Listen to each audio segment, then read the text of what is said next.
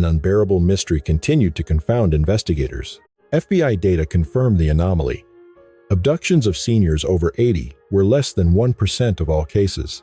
Whispers suggested a life sentence for Nancy's son-in-law.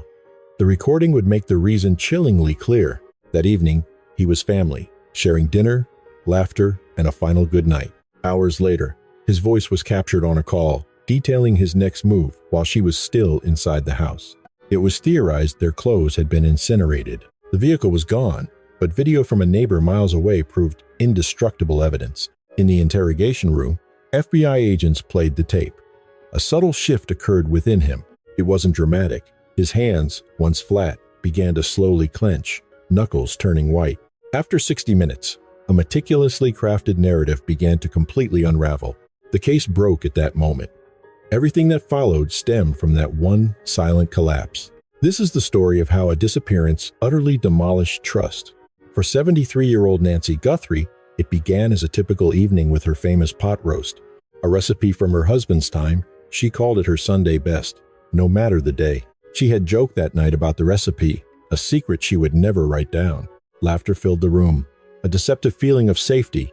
By morning, she had vanished without a trace. No screams were reported, just an unnerving silence where a person once was, leaving a family with no answers. Initially, authorities treated her disappearance as a routine matter.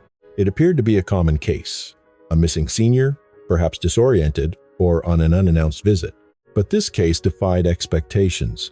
Within 48 hours, the official narrative shifted dramatically. The evidence began to suggest something far more calculated. The clues were too precise, the timing too exact.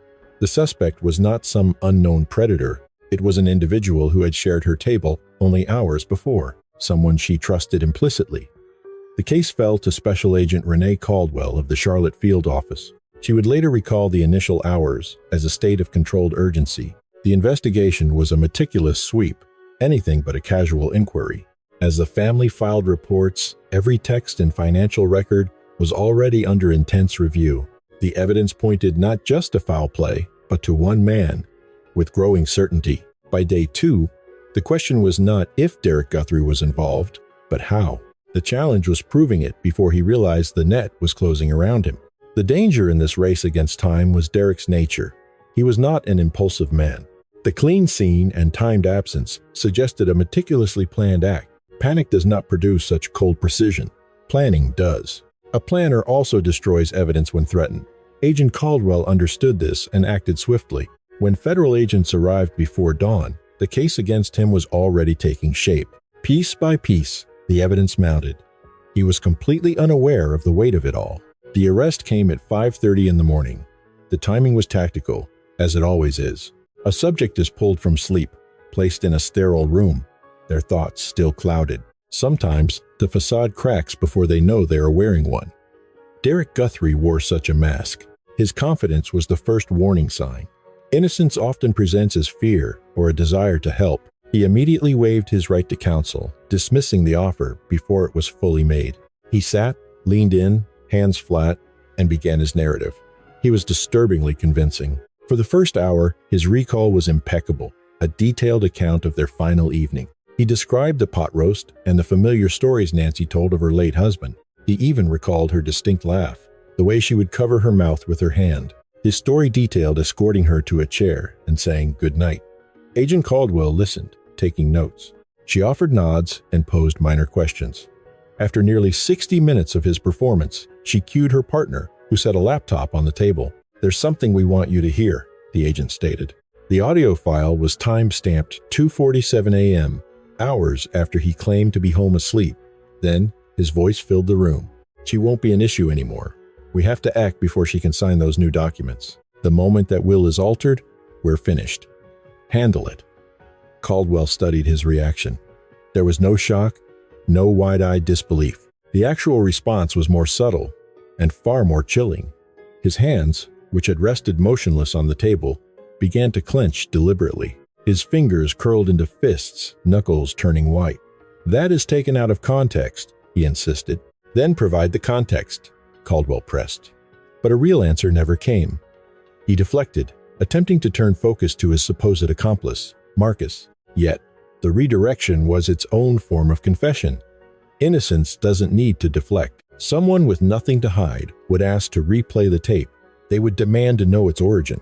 Derek Guthrie was trapped, his knuckles bone white, his narrative shattered. He was searching for an escape from a room that had sealed shut. For those following the investigation, subscribe now. Cases of this nature rarely remain straightforward, and the full story is still unfolding. Subscribe to witness every development. The architecture of deceit is beginning to collapse. Almost instantly, the finger pointed to Marcus. It was Derek's final move. He claimed Marcus was the planner, the one who coerced him. Marcus initiated contact. Derek was merely an unwilling witness. He committed to this narrative completely. He attempted to convince investigators they had the wrong suspect. Yet each mention of Marcus was met with documentary evidence from the agents. The phone logs indicated Derek made the first call to Marcus, contradicting his story. Texts from his own phone detailed the operational logistics. The words were not those of a man being forced into a situation against his will. A text from 11 days before Nancy vanished detailed her daily movements, starting with when she awoke. It noted her meal times and periods of isolation. A subsequent text, 4 days later, mentioned her medication and its critical window for administration. This was not a follower. This was the person orchestrating the entire plan. His financial history provided the final piece. Derek's personal accounts were in total ruin. He had maxed out credit cards, overdue mortgage bills, and a foreclosure warning concealed from his wife for 3 months. In the 5 weeks before Nancy's disappearance, huge cash withdrawals were made. Investigators traced a significant part of that money directly to Marcus. It was payment for a job, for keeping quiet, for executing a scheme that was carefully planned for weeks. The core motive was Nancy's inheritance, a multi-million-dollar fortune that would go to his wife, her daughter. Her death would mean an influx of cash, enough to clear his debts and rebuild the lifestyle he felt entitled to. But a single complication had emerged. Nancy was in contact with a lawyer, planning to change her will. The updated document would drastically cut his wife's inheritance. Derek was aware, and his time was running out. With each passing hour in that room, the framework of his deception began to show. A pause, a story element that shifted with each retelling. His alibi buckled with just one pointed question. The investigators didn't need to apply pressure. Their role was simply to wait. The evidence itself did the work. They were merely spectators to his collapse. When the questioning concluded, the person who entered the room no longer existed. In the chair sat a man with no more lies to tell. The lawyer he had dismissed hours before was finally summoned, but the self-incrimination was complete. The damage was irreversible. The audio existed. It was his voice on the tape. His words were explicit and unmistakable. No amount of explanation could alter the meaning of his 2:47 a.m. comments spoken about the woman who had fed him that same evening. That recording formed the central pillar of the prosecutor's case. All other evidence simply reinforced that core structure. It was digital proof more powerful than any statement. The 2:47 a.m. call was damning, but the phone held even more secrets. Forensic teams from the FBI analyzed Derek Guthrie's electronics, his phone, and his private laptop computer. They also found a tablet unknown to his wife. The material they uncovered went beyond simple evidence. It constituted a complete timeline, a digital record so thorough that prosecutors called it a crime planned and recorded by its creator. The texts were incredibly precise. The texts contained explicit details of Nancy's security system, camera coverage angles, and the door with the weakest alarm response. They mentioned her daily habits, including the specific time in the afternoon she consistently rested. The messages noted the single evening her neighbor missed their check-in, along with details of her prescriptions and medical appointments. And the most chilling question, the consequence to her health if that medication were to stop. But the laptop held something deeper, a detail that truly haunts. It is one thing to entertain a dark thought. It is another to physically type the words to press search. That action requires a different, colder commitment. It reveals practice. As federal specialists rebuilt his digital history, they did not see a man who had simply snapped. They saw a man who had methodically planned. Recovered files laid out what investigators called a self-taught curriculum on how to execute this very crime. There were inquiries into untraceable payment systems, searches on the survival window for a person with her medical needs, and research into ransom logistics. And woven through it all were detailed studies of federal sentencing guidelines. As if testing the plan for its worst-case scenario, he had tried to erase every trace. The searches, the files, the messages, federal tools resurrected them all. This detail is crucial because it confirms Derek knew his actions were unequivocally wrong as he did them. The deletion was not a panicked afterthought. Some files were wiped while Nancy was still gone, while he feigned concern for cameras and investigators. With one hand, he scrubbed the hard drive.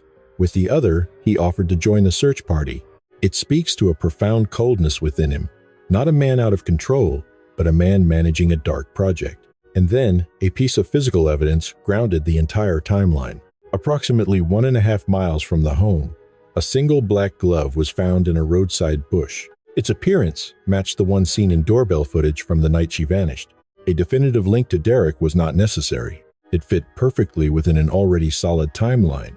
Another piece of a careful plan, carelessly discarded. The digital trail was damning enough for a conviction, but the motive it uncovered removed all possible doubt. Investigators were no longer just looking at the how. They were beginning to understand the why, and the why was colder than anyone could have fathomed. It was the greed that breeds betrayal, or more precisely, the absence of money. The slow dread of watching your life unravel, knowing the calls and notices are coming, and the truth will surface. This was Derek Guthrie's world before Nancy went missing. 3 credit cards past their limits, a mortgage 4 months behind. The foreclosure process was already in motion. He had intercepted the paperwork, hiding debts he serviced by shuffling funds from one account to another. The cash withdrawals, in the tens of thousands, were not just for Marcus. They were acts of desperation, a frantic effort to buy time, to keep his creditors at bay long enough for the plan to unfold. Derek's plan was simple. Nancy's estate was worth millions. Her death meant a large inheritance passed to his wife. That single inheritance would have settled every debt and solved every financial problem. It would have silently erased the disaster he'd hidden for a year. He was counting on that money. Then came the news that changed everything. Nancy was in talks with her lawyer to restructure her will. She was considering reducing her daughter's portion to fund long-planned charitable donations. To an outsider, she was thoughtfully managing her legacy. To Derek, it was a ticking clock. Once that new document was signed, his financial lifeline would be severed. He had only weeks. The plan, once a dark possibility, now became an urgent, active operation. The coordination with Marcus was already in motion. Payments and texts had set the stage for an execution date. The motive was not hatred. It was never personal. This, perhaps, is the most unsettling revelation in the case. Nancy Guthrie, the woman, the mother, the person, was never the target. She was merely the obstacle. The jury saw this clearly. The judge understood. At sentencing, the logic was stark and absolute. A man who treats a life as a financial calculation does not deserve to walk free among others. The most haunting detail remains the sheer normalcy of that final evening. Nancy was completely unaware, telling jokes, serving a meal, and offering a simple good night. And the man she'd welcomed into her home said it back, hiding the chilling truth of his intentions. That single moment exposes the core of who Derek Guthrie is. More than the calls or the financial trail, it was the smile at dinner that defies any explanation. On sentencing day, the courtroom was full. For NY's family, particularly her daughter, the proceedings were an impossible conflict. The man being sentenced was her husband. The victim had been her mother. There was no path forward that didn't involve profound damage. The judge delivered the sentence plainly: life in prison without parole, supported by a mountain of evidence. This included recovered data, financial records, and testimony. After hearing of the call at 2:47 in the morning, the jury returned a verdict in under 4 hours. For the family, it was the only logical outcome. Yet closure proved to be a far more complicated thing. The trial had been a brutal process the sentence couldn't erase. Every text, every transaction, every moment of that last meal became a marker of a meticulously constructed plot. Derek had been planning for weeks, even as he engaged in the mundane rituals of family life. Their trust was gone forever. The sentence couldn't restore it, but it did provide a conclusion. It was an official record that what was done to Nancy Guthrie was real and would be answered for, not a temporary term with a release date. The sentence was final. It couldn't bring back her laugh or her recipes. Justice arrived, but it could never restore what was lost. For Derek Guthrie, the calculation was simple. His plan collapsed, the evidence stood, and the life he fought to keep was lost anyway. Every rehearsed lie, every denial during his confident interrogation, ultimately gained him nothing. The moment he was arrested at 5:30 a.m., his fate was sealed. The sentence simply made it official. For a crime so premeditated, so intimate, and so thoroughly documented, the law offers no room for negotiation. Nancy Guthrie had been betrayed by those she trusted most. What she received was justice. It's not the same thing, but it was what Special Agent Caldwell's team could deliver. What are your thoughts on the final verdict? Was the sentence appropriate, or should it have been different? Share your perspective in the comments. If these investigations are important to you, subscribe and activate notifications, because the pursuit of justice is a story always worth following to its end. The tragic case of Nancy Guthrie and the chilling betrayal by her own son-in-law serves as a haunting reminder that the most profound shadows are often cast by those we welcome into our homes. It is a story that strips away the facade of normalcy to reveal a devastating truth. Greed has no pulse, and entitlement has no conscience. We must learn that trust is not a gift to be given blindly, but a bridge to be built with consistent integrity. Derek Guthrie didn't just steal a life. He demolished the sacred sanctuary of family for a calculation on a spreadsheet. When we prioritize material gain over human connection, we don't just lose our wealth, we lose our humanity. This narrative is a powerful plea for vigilance and vocal appreciation. Protect the vulnerable. Our seniors are not obstacles or inheritances. They are the keepers of our history and our heartbeats. Character over currency. Let us value people for their presence, not their potential payout. Ultimately, the most expensive thing in the world is a life treated as a transaction. Justice was served in a courtroom, but it can never replace the warmth of Nancy's Sunday roast or the sound of her laughter. Choose love, choose loyalty, and never let the pursuit of more blind you to the miracle of who is already sitting at your table.